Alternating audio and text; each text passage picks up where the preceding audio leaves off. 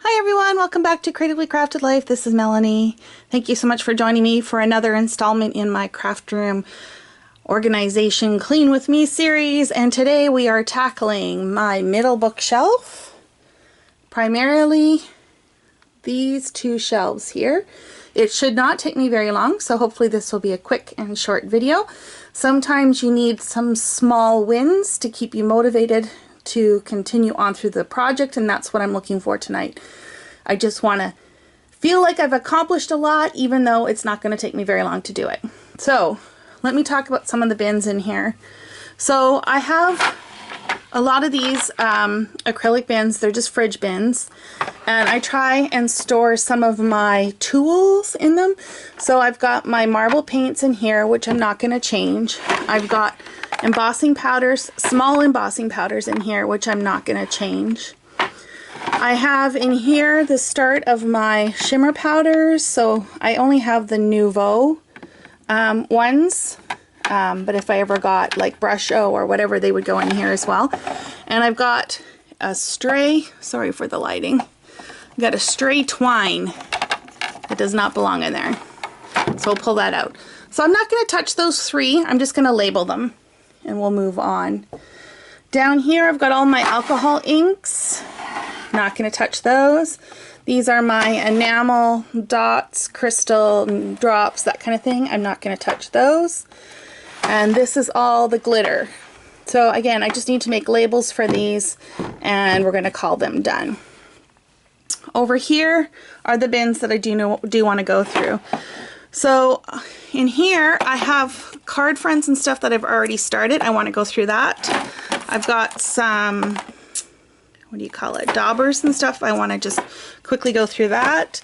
I've got twine and cord and more twine and cord. So I think I can clean this up, which is probably where the majority of the time is going to be. So let's move on over to the table and we'll get started. Okay, let's start easy and work our way up to hard. So I have these Faber-Castell sponge daubers. I also have these small sponge daubers from Stampin' Up, and to be honest, I would much rather keep these than these odd ones, so I am just going to get rid of these.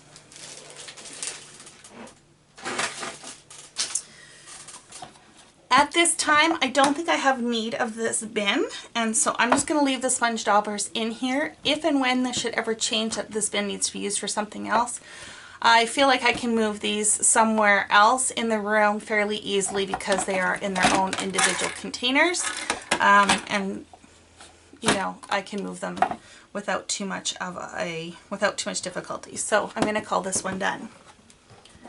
Next, so in here I have either started projects or completed projects or bits and pieces that I can easily turn into cards. And I usually keep these on hand, or rather I do these when I'm bored and I want to create something small without, you know, making a full-on card. And then if I need to whip up something really quickly, I have something already done and it's just a matter of completing them. So that's what those are. I even have some pre-stamped if I just want to color them.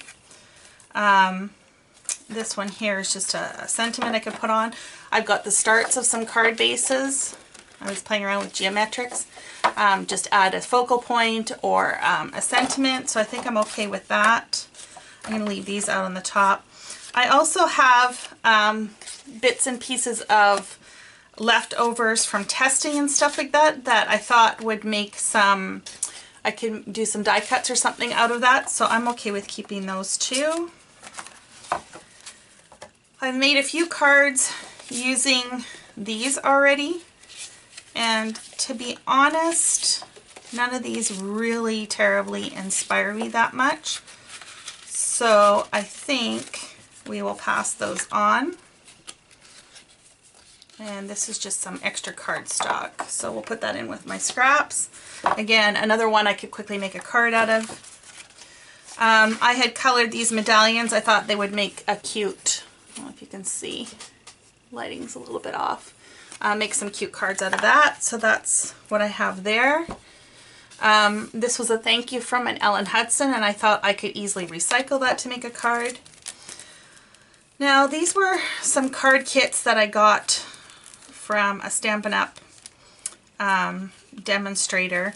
I honestly don't know what the cards are supposed to look like anymore, so I think I might just open these up and salvage what I can and put it in my scraps. This was from, I think, Persnickety. Yeah, Persnickety. It says you never know what's at the end of inspiration. I thought this would be a cute card to go in like my one little word or something. So that's actually where that should go. Same with this. This is another kit. We'll pull that out. This one here is also from Persnickety, and I thought how quick and easy would that be to make a card. Again, some more playing around with different medias and stuff to make cards. And why not keep them and use them, right? They're kind of like, I guess I think of this more like jumping off points. This was a card I had started and just didn't finish. What do we got here? I got a tag. That does not belong in there. Another kit and another kit. So, all said and done, I'm going to leave this like this. Now, I did have a bunch of Project Life cards and stuff that I could make cards out of, and I have made a few. But what I will end up doing is I think I'll throw them in this bin as well so that they're all in one spot. So I'm calling this my, you know, jumpstart card making kind of box. Oh, and here's a tag that says thank you. We'll throw that in there as well. Okay, so we're going to get rid of these, pass these on to someone else. And these we will repurpose or break apart. And we're going to call this bin done. Okay, now let's talk about twine and thread and who knows what else is in here. Too much. This is overflowing. So, I think what I want to do, because I don't think I'm going to get rid of too much in here. Let's see what we've got. So we've got some Lawn Fawn. We've got some pink. Yeah, I don't think I'm going to get rid of any of this because I quite like all of it, but I don't think I need to keep all of this out. This is burlap. Burlap does not belong there. So twine, some floss, and I'm just going to keep all of that together. Over here I have cording, so like metallic cording. I've got some elastic, some twill tape. So I think what I'm going to do is the wire and the cording and the twill tape will keep over here, but anything that's more like a twine or an actual cord, I think belongs in this section. And I think because this is overflowing, I'm wondering if this will fit better in those bins that I emptied in the previous video. So let me pull one of those bins out and we'll see if that will fit better. So this is the bin I was referring to. It's a useful box. That's, I believe, the brand name of it. So let's see. This will be too high that way. But let's see if we can get as much of this in here as possible. Okay. Got some quartz. Some jute. And I got some really big spools, so let's make sure those fit in here too.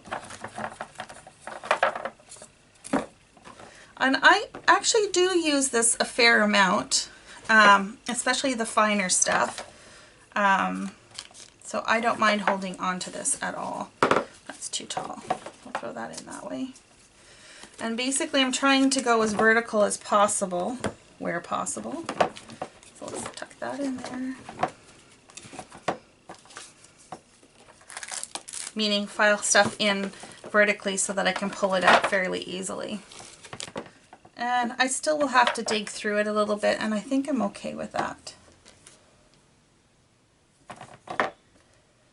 If not, we can always change it back, right? Okay, I like that. I think that fits a little better. So let's close that up. Remove the tape. And let's put twine on here. Okay, we're going to call that box done and this one empty.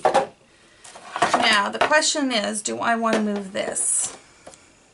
And I think at this point, if I need this for anything, then I will repurpose or reposition the stuff in here.